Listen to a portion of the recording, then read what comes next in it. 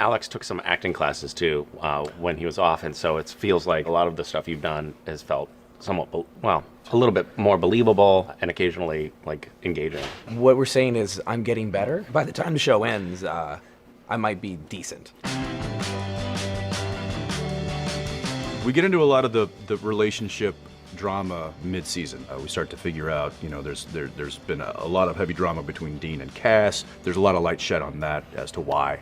Then the Jack thing happens, and I think the onion gets peeled back quite a bit on a lot of feelings and thoughts and situations within kind of the brotherhood that we have. And so, yeah, it was kind of nice to explore that, because a lot of times it gets glazed over with the case or the monster of the week or, the big heavy at hand. And so I think this year we're doing all that, but we're somehow finding a way to get into the minutia of the relationships between the characters, and I think it's really great. I think that it's starting to pan out really well. Cass takes Jack's death very personally. He feels like he failed as an angel. He feels like he failed as a father.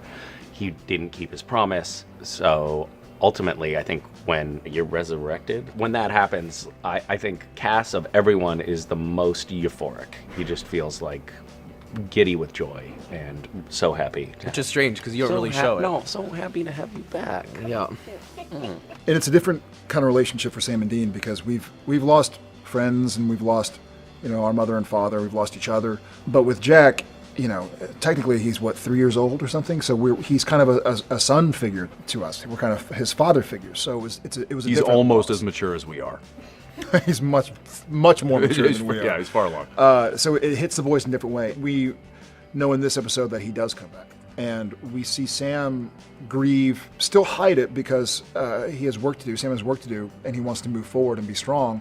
But we see Sam just how much he missed Jack and felt bad about Jack A being gone, and then B, Jack not coming back to Sam and Dean when Jack came back to Earth. And kind of that wondering of like, why didn't you come back to us? We had your back, man. Like, I hope you know that we love you. And trying to struggle with maybe why.